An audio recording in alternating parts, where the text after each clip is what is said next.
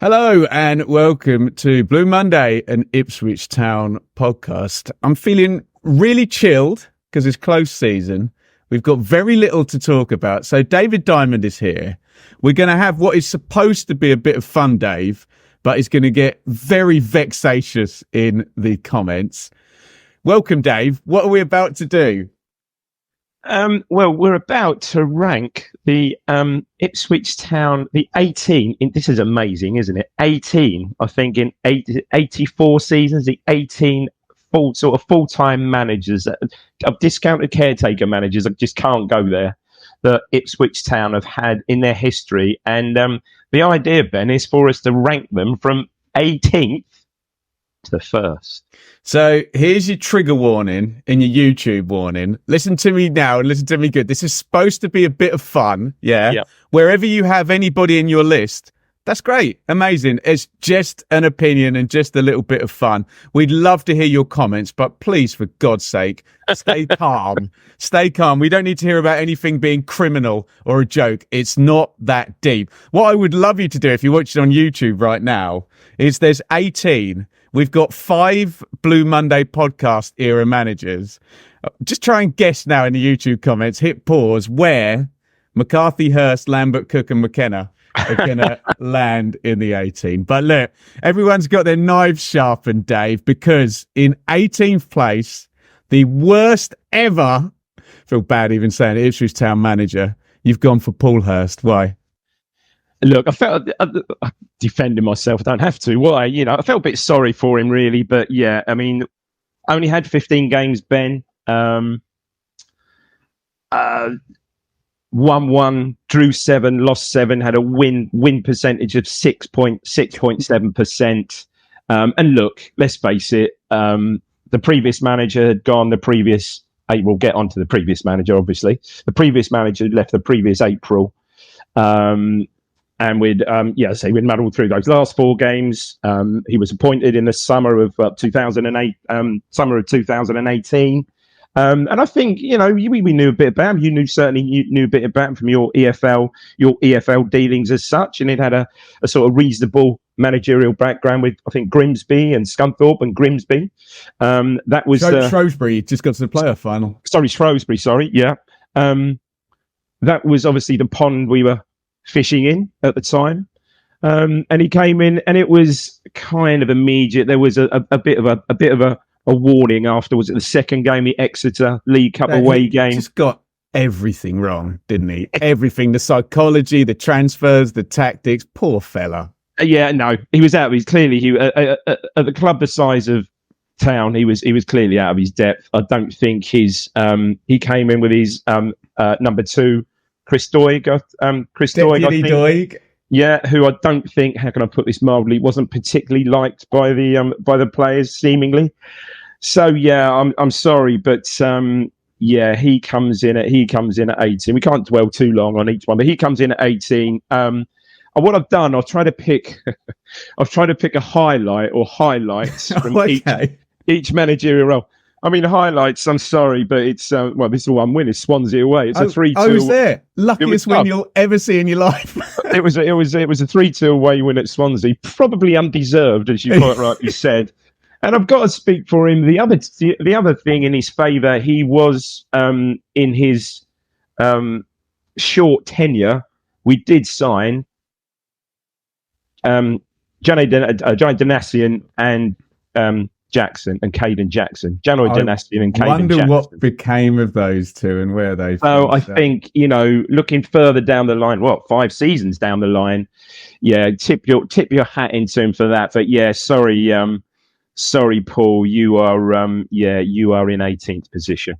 And Dave, I asked the listeners to tick off the Blue Monday era managers. We're ticking them off very quickly because he used to play for Dortmund. Paul Lambert. Can I give a bit of mitigation for Lambert? Go. Well, I mean, he's terrible, wasn't he? But do you remember at the start of the we were there first season in League One? We had tons of points with Wickham, didn't we? Do you remember? Oh, no, sorry. Yeah. But I also remember, this has become a podcast iconic moment, hasn't it? Where I hadn't seen us play that season, and I met you for a game against Shrewsbury, and you were really happy, and I was like, this team's no good. This ain't going to get promoted.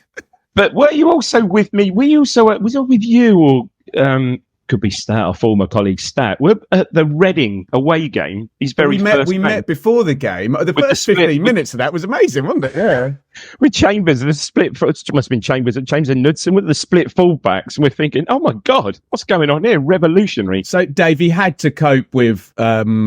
We've taken over from Hurst. He had to cope with the pandemic and the last bit of March. No. Do you know what? I think perhaps, you make me feel terribly guilty now. I'm really feeling guilty about it. Don't feel guilty, Dave. It's just no, I'm joking. No. Fun, it's just a bit of fun. Yeah, I mean, as you quite rightly said, his highlight, 1920, the COVID season, League One Manager of the Month, I think, 14 points out of the first 18. I remember at the back of that, going to an away game at Norwood and Jackson ripped sounds awful.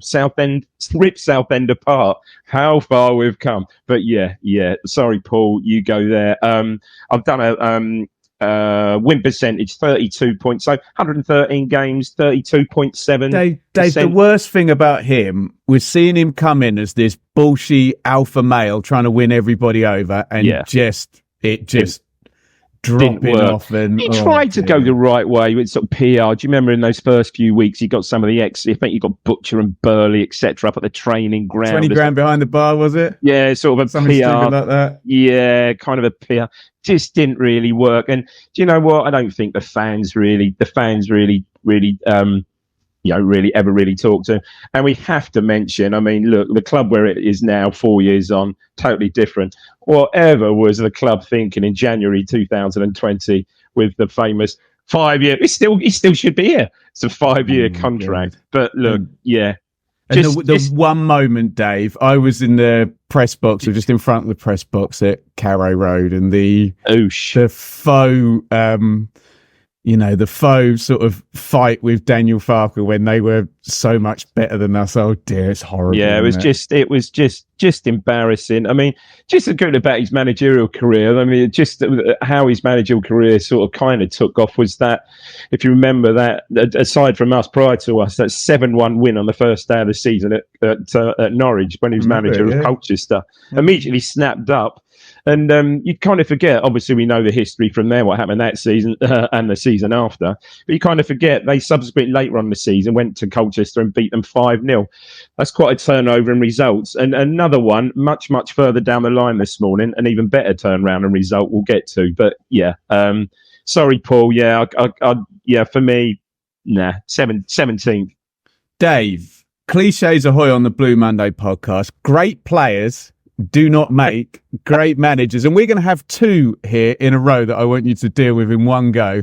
Two incredible world-class football players, Roy Keane and Jackie Milburn. Get involved. Oh my God. So yeah, I mean, Roy Keane, I mean, I think we were all shocked, weren't you? I mean, Jim Magilton, who again we'll get to shortly, obviously above the list, and Roy Keane. It was an odd one. He was kind of appointed. We'd just beaten Norwich. 3-2. God, well, last time we beat Norwich in 2009, just beating them 3-2. And suddenly, news breaks, Roy Keane's coming in the door. I don't think anyone could quite believe it, to be fair. Such an unlikely Ipswich manager, I don't think you could ever come across. But anyway, Roy Keane's in through the door for the last 2 games of the season. In he comes. We win the last 2 games of the season, I think, including a 3-0 win at Cardiff, if I remember rightly. Might have been the last game at Ninian Park, actually. I think perhaps I think I got that right. I think so. Interesting. Someone will be shouting all over YouTube, but I think I've got that right. And high hopes for the coming season. 15 games in, no win. It just never really worked. And Dave, the narrative is, this is before the parachute payments got crazy, at a point where an owner of Marcus Evans' wealth could make a difference, and he didn't make a difference, did he? No, he really couldn't. Despite, I think everyone, I think Roy Keane, good God, we saw what he'd done with Sunderland, got them up to the Premier. I know I had a lot of Irish fans, and basically, I remember actually going over to Ireland on business during that time, and the usual Dublin taxi drivers, etc., love to talk about football.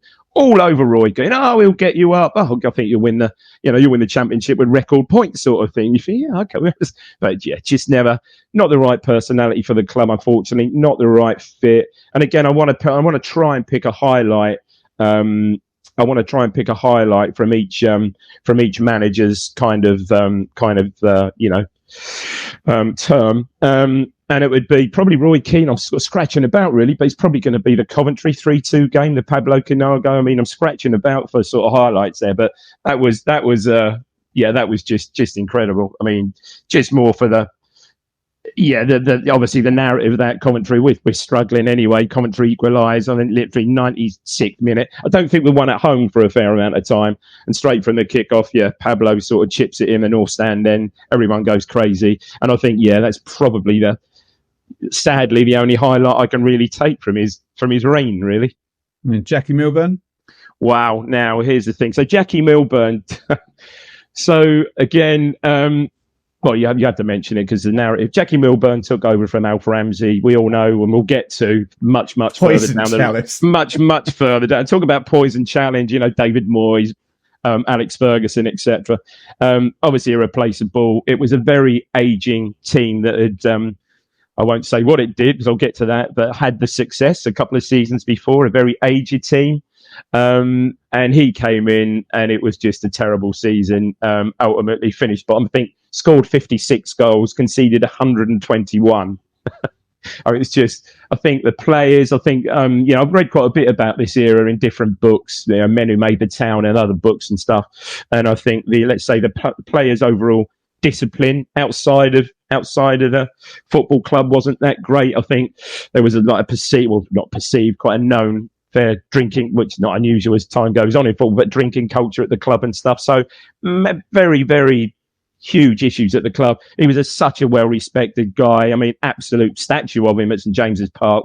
So Alan Shearer broke his goal-scoring record for Newcastle. Yeah, War Jackie, absolute legend, and a distant relation, cousin to the Charltons, such as football up in the northeast. A sort of cousin to their mum or something like that. So it didn't work, and I think his health was failing as well during that season. It was really starting to get to him. And I read in John Cobbold's book that he was one of the nicest men, and very, very sad that he couldn't get it to work. And maybe at the time, perhaps as far as Ipswich was going, I know I just said, you quite said, great players don't necessarily make good managers. I mean, he didn't even have any sort of managerial background when he came. So sadly, it didn't work. And passed away quite young. I think 66 in 1988. So quite sad. But not. He has to be down there just purely on his record alone, which was a win percentage of 56 games, a win percentage of 19.6. Just very quickly, highlights of that one, going back to what I said about Paul Lambert, Cole Ewan, Norwich, was the famous 10-1 defeat at Fulham on Boxing Day, and then 2 days later by a 4-2 home win. There you go. Madness. But there you go. So Jackie Milburn, unfortunately, Jackie. Right, we're going to go to some more polls. We're going to go to another Blue Monday podcast era manager. We're also going to talk about somebody who had all the toys but couldn't play a very good game. But I think you're going to get some blowback here, Dave. Oh, you've got Paul Jewell above Paul Kirk. Let's just put them both in. So you've got Kirk 18, 17, 16, 15, Cook 14th, and Jewell 13th. Talk to me about those two, and why is Jewell up that high? In my defence, not that high. In my defence, purely your first comment, how could he not make use of the tools he was given? How could he not? Yeah. And that's basically the only reason why I could justify. I don't justify. I put Paul Jewell above Paul Cook. March 21 to December 21, 44 games, win percentage 29.5%. Yeah. 29.5%. Yeah. I remember speaking to you at the time, and I think we all agreed. We thought, championship. Yeah. Great, solid. Mate, brilliant. I'm the most guilty of it on the whole pod. Well high on him. Well high. I thought he'd be... But We all I thought spoke. it'd be great, Dave. This is a great appointment. Yeah. In his difference, been slightly shafted by Wigan. So, from what we understand, perhaps he didn't realise the full financial implications at Wigan the season before. So, wasn't sacked, resigned. I don't think perhaps they could even perhaps afford him. So, was kicking his heels a bit for that early part of that season. Comes in. We're not going to realistically, we're not going to get in the playoffs that season. We finished ninth. I mean, the quite interesting thing about that is that he comes in literally a month, is it, before the takeover? But Dave, lots of wink, wink, nudge, nudge in all the interviews that he knew it was guaranteed, and just you wait and see, Demolition Man, blah blah blah. Yeah, yeah, maybe. And then of course, once it happened, he didn't handle that well. And no, we've heard from Luke Chambers at the live show that maybe if you got him away from a camera, not with the bravado of football, that he'd admit that he didn't handle that too well. No, I agree. It was just a difficult time, really. But obviously that close season, that close season, and this is why you look at the signings that close season to where the club is now, and the impact these players have had on the club. So just a cross section, I'm sure there was loads, but Walton, Edmondson, Burns, Burgess, Morsey, Chaplin, and I'm sure there are others I probably missed that have contributed to the success of the last two seasons. But that makes it look worse now, doesn't it? Well, exactly. So this is why with the tools at his disposal, I'm sorry, I just couldn't justify it. I really couldn't. It was just bizarre, wasn't it? 2 wins in the first 10 games, sacked when we were in 11th place, 7 places off the playoffs. In the interviews, Dave, very dismissive. Just keep going. Don't worry. Don't question it. Just keep going. It's like, Paul, look, with the hand he was down, and you do wonder of the likes of Jewell and the likes of who I'm going to come on to. Mick McCarthy, okay, divides opinion. That probably divided the most opinion. But, given the tools that Paul Cook had, you would think that, come on. And there was all sorts. I'm not sure there was thing about he bought, his coaches with him, Francis Jeffers, and it just, who again were sort of like unproven coaches. And I think as well, Dave, you can play a bit of a hindsight game of where are they all now? Exactly. Where are the club now? Yeah. Exactly right. And look, Cook's done well, gone back to Chesterfield, just got them absolutely blitzed the National League this year. Yeah. So fair play, back in the league. I think he was decent enough guy. So those highlights I think were certainly those signings he made, which Wickham away, I really enjoyed. Portsmouth away. I thought Portsmouth away, Wickham away 4-0, the 4-1 game. I just think given the tools at his disposal, it was say criminal, but it should have been. I've already banned that word in the comments, Dave. I know. So you got Paul Jewell a little bit higher. Really disastrous, this, wasn't it? Yeah, again, but nothing to really, Ben. Not a great deal to work with, did he? 85 games, win percent. Actually, surprisingly high win percentage. 30, just over 34%. Win percentage. Obviously replaced the outgoing Roy Keane, who we've just spoken about, came through the Liverpool youth system again. Pretty decent track record as a player, played a lot of games for Bradford City as a player, but famously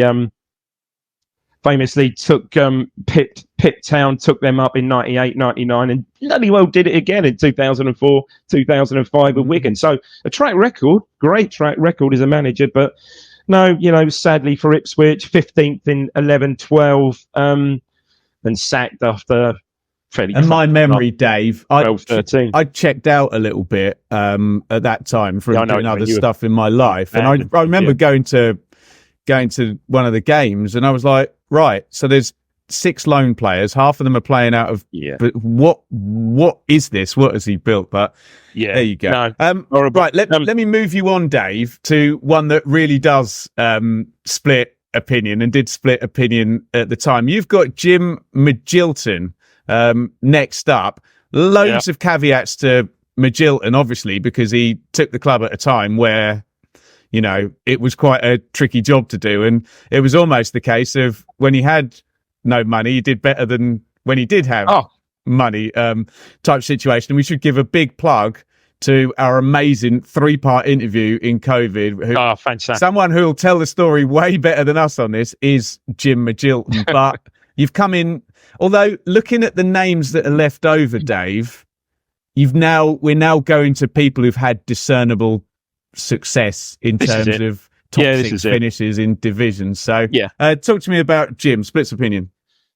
Yeah, was a player about to kind of retire and move on. I mean, this came a bit left field. Joe Royal, I think always was going to be leaving, and it's kind of. Dave, sorry, can I just come in immediately? That's such a good point you've made, because there's only one person, and we all know who it is, who's coming way higher up the list, who has a more storied playing history at the club, and this is the first one where this is a great Ipswich Town player. What a player! I mean, we go a bit to his player. First signed on loan from was it 98, 99 from Sheffield Wednesday, I think, wasn't it? Sheffield Wednesday, right in the team and the dressing room within about 3 weeks. Just absolute class player, wasn't he? Far better than I thought. No great pace, but what a football brain! What range! What a pass through the ball. Demanded high standards. And just respected right through the football club, I think, Jim Magilton. Hence, he got the Ben, not kidding yourself, he got the he was the, and no disrespect to him, he was the cheaper option. Came in, very, very little resources, to be fair. Club not in a great state. 14th in 06, 07, 8th in 2007, 8. The year Still we just really smelling the administration not long before and trying to it's horrible. Just couldn't win away. That 2000s, I think it's that 7-8 season, just couldn't win an away game. Absolutely superb at home, up there with the top 6 comfortably. Couldn't win away. Bizarre. And then really sacked in April after clearly we again missed out on the playoffs. 2009 playoffs again. I said ironically after 3-2 home win over Norwich. What I would say, it's always a narrative, the Norwich thing. Great record he had against Norwich. Played 6, won 3, drew 2, lost 1. A couple of dubious goals in there, Danny Haynes, and a couple, maybe 1 or 2 dubious goals in there, but absolutely super record against Norwich. 148 games, win percentage, again, surprisingly high, is it? I don't know, 37.8%. And the other highlight, I've got to say, other than, very, very short-term highlight, but he was the manager at the time. He did get Gio De Santos on loan for the very dying embers of his managerial time at Portman Road, which I would say, up until this season, is probably our best ever loan player up until this last season. Where I'm going with that. I know exactly where you're going with that. Yeah. Just a nice man, and clearly just comes across, what you said, the interviews we did with him in lockdown, what an absolute what a guy. So, the kind of manager, you really, really wanted to do well, given his history with the club, but his hands were so tied. We're just going to speak to our lovely friends from Innovation Labs. Innovation Labs, providing co-working and innovation hubs across East Anglia. We're the perfect place for remote workers, freelancers, startups or innovators to do business. Our unique member network creates extensive business development and collaboration opportunities. Hot desks are available from £20 a day or £99 per month, with business coaching also available from £50. Innovation Labs, turning your ideas into multi-million-pound businesses. Located in Stowmarket, Ipswich, Sudbury, with new sites in Thetford, Norwich and Kuala Lumpur, opening soon. Well, we talked about managers who've come into the club at a difficult time for various reasons. I wonder if you're going to tell me this guy had the most difficult time in terms of his job. In comes John Duncan. Yeah, I wouldn't know. I'd say he's up there with the most difficult time. I think there's one probably, a difficult. Yeah, you're right. So we replaced Bobby Ferguson, who again will a bit further down the line, who will get onto. Appointed June 87. Joined from Chesterfield after. I think he had spells at Scunthorpe and Hartlepool. Tell you, footballer, striker, mate. Didn't realise, just looking at his wiki, when I was preparing some of these, I knew he played for Spurs, decent, obviously in the top division. I think might have been when the season Spurs are relegated as well, 77, 78. I think he might have played in the second division then. Mate, for Spurs, like 103, what was that? 103 games, 53. Yeah, 103 games, 53 goals. I mean, top division. Hell of it. Yeah.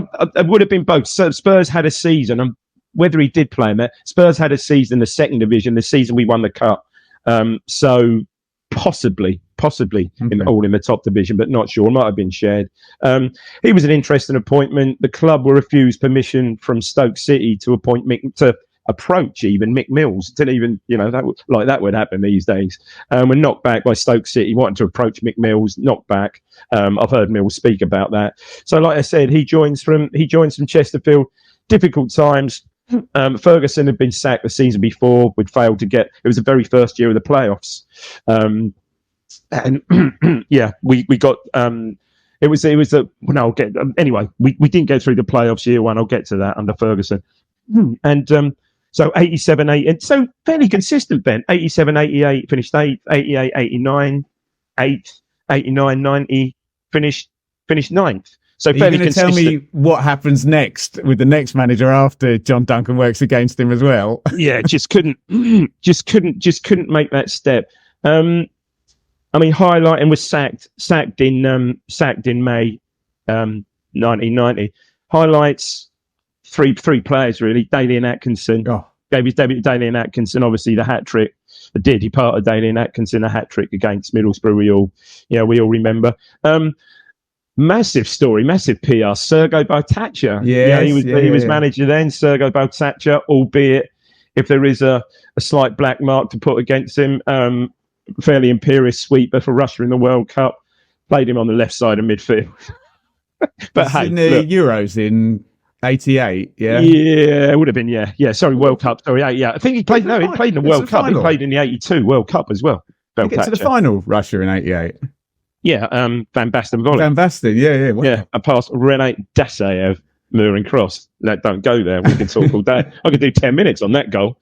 And also the first return of John Walk during his reign as well. So yeah, and very sadly passed away quite young, October 2002, just age 73. So yeah, I think a decent, comes across really decent enough man, but yeah, just couldn't make that close, but just couldn't make that step up.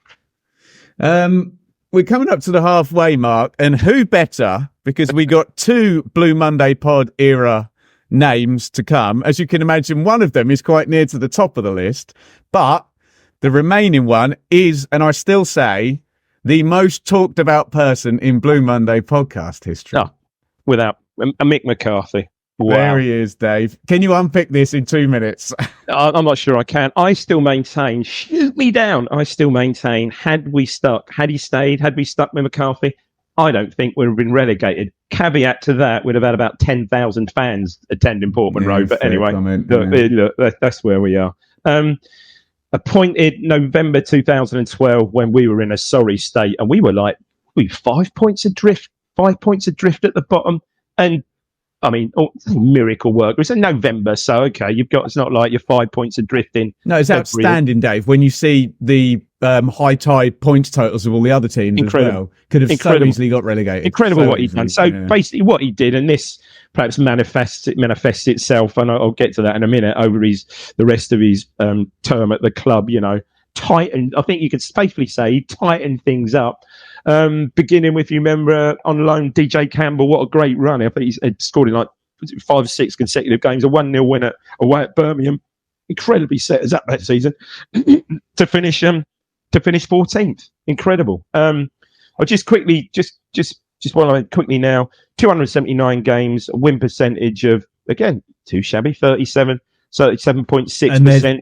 Big context in the last couple of seasons with that win percentage. Massive, yeah. And Marcus Evans is clearly getting to the point where he realises up against what's going on in the second tier now, what he's prepared to back the club with isn't turning the needle anymore, is it? No, nowhere near.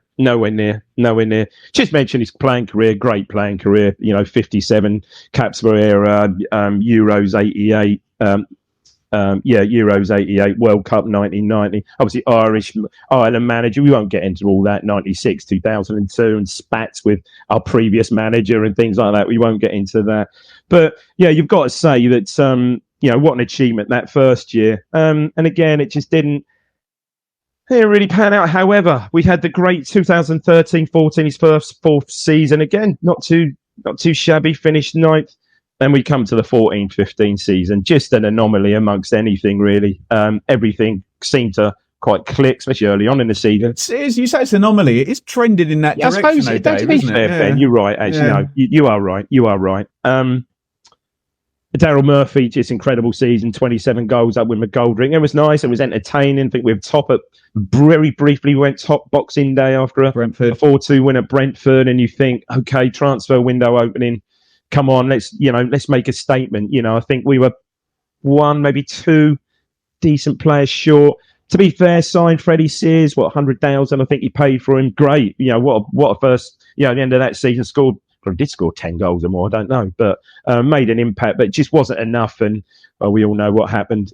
Heartbreak in the... I wonder if you'd have had him higher, Dave, if we stopped there. I don't know. I think you're right, Ben. Yeah, someone offered him the job on December the 27th of 2014 or whatever. I honestly think you're right. I honestly think you're right. And it just went... culminating in the last season, his last season, which is 2017. We were 16th in 2016-17, culminating 2017-18. Left the club in April. Your 12th position, not going to get in the playoffs. Let's face it, the football was not of how can I put this nicely? A pretty standard, let's say. It was fairly... and what had happened, Dave, is he'd been so reliant on Daryl Murphy, and then we had Tom Lawrence essentially carrying the team, and then Martin Waghorn, and it was very much strong defensive setup and one star player doing everything, wasn't it? You've got to say, start of that season, though. You forget that. Start of that season on the Waghorn, Selena, sort of 5-2 games over... Dave, do you remember the underlying metrics on all of those games? No, the mad win at Millwall, the mad home Sunday. It's just crazy. Could have won none of those games and won all of them, I need to just say this. I need to say this, which puts it into context, which the next manager we're coming on to. So this is how it went. So 2013-14, I just go the goals for and how things tightened up. So 2013-14, goals for 60, away 54. 14-15, playoff season, 72 goals, away 54. 15-16, 53 goals, away 51. And here's the kicker, 16-17, full season, 48 goals, away. Just over one a game, yeah. Away 58. Kind of put that into context. I know the context has moved, the dial's moved, but put that in the context of the last season. We're going to get onto the man responsible for that, Dave. But we are. So just quickly, just highlights. 14-15 playoffs, and now, and how would I describe him? What he's doing now? Would you say ad hoc TV pundit? Yeah, he doesn't seem to be. I think he's fairly chilled, isn't he, with where he is? And Craig saw him in the airport going off to play golf. I think a well-deserved retirement after a long life. Absolutely, and what a life, and what success. He did have, obviously, with Sunderland and and let's face it, Ireland and playing career. Yeah. If I can say the goals for and against I just read out. If I can, I call this the antidote. It's not the antidote because he obviously came a few seasons before Mick McCarthy. But the antidote following on from Mick McCarthy. You're going to introduce the next one, Ben? I am going to, but normal podcast housekeeping here. We're still running our NordVPN promo. You can have a look at the details of that down in the description for your internet security needs. Check out the boys were busy on Tuesday morning this past week looking at the Premier League reactions and an interesting start for the town. You can go and check back a live show in the morning, then a more sort of longer reaction in the evening once the dust has settled on those opening fixtures. And we are hopeful that there's going to be some transfer news to talk about in the coming weeks, and we will have a good look at that. Dave, the antidote to not having any goals is lots of goals, and we are now, 18, 17, 16, 15, 14, 13, 12, 11, 10. We are now, we're into the top 10. Here comes Joe Royle, another one who splits opinion. I'm sure you've got him high up there because of the entertainment value. Oh. Some would argue he did a great job in testing times. Some would argue he fumbled a couple of promotion opportunities there. Yeah, maybe through no fault of his own. So joined in October 2002 after the departure of someone who was slightly higher on the list. Not a popular appointment, Dave.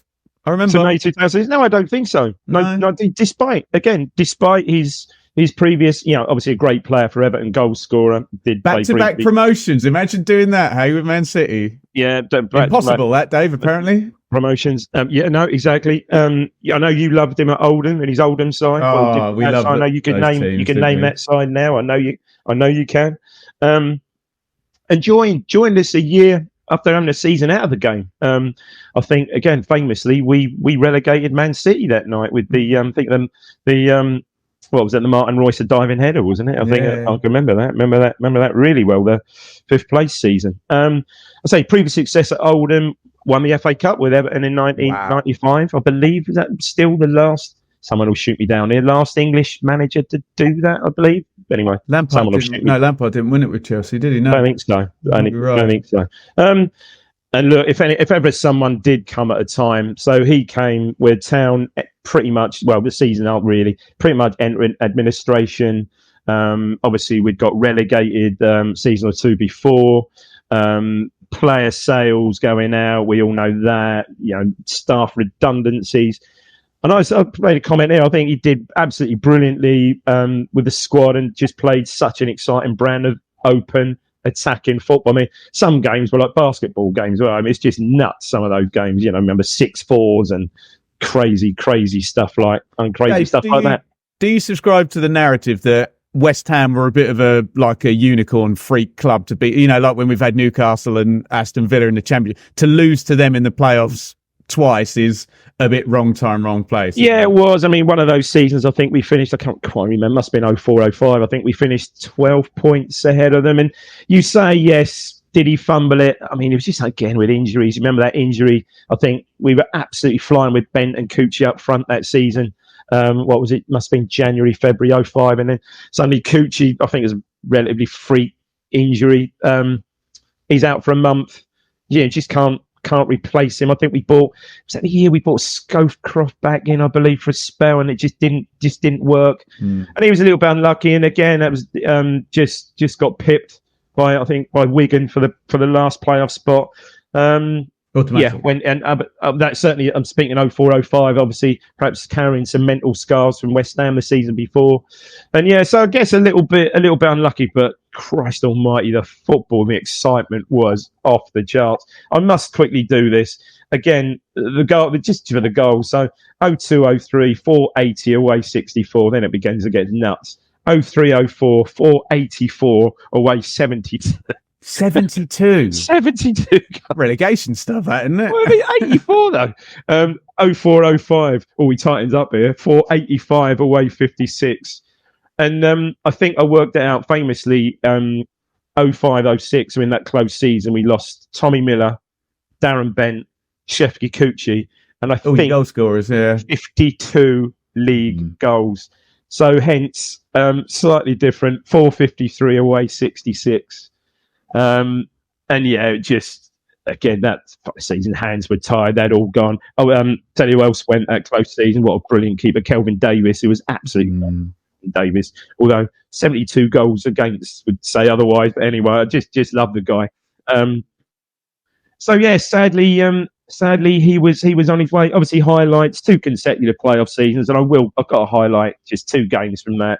Could be loads, couldn't it? But the thing 02-03 Sheffield United, Dale Roberts had just passed away. We come back to win 3-2. 10 men, Pablo being sent off first half, and just that fabulous. I know we speak about it a lot. That Wigan game, 2004-05. Probably, just the narrative of the game, foggy, cold, Portman Road, but still, I think the greatest ever goal I've seen from an away player at Portman. Baines goal. So look, you got to love Joe Royle and his brand of football. But again, I've got him that high, just basically for what he achieved and what he had, really, Ben.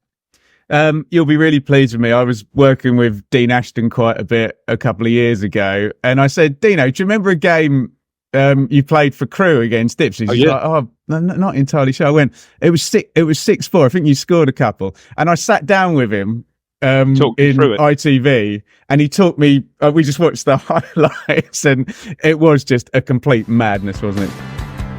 Coming up on Blue Monday. Whoever you have in one and whoever you have in two is okay, it's fine. It's just a matter of opinion. But when Dave WhatsApped me the final list, my jaw hit the floor because David Diamond does not have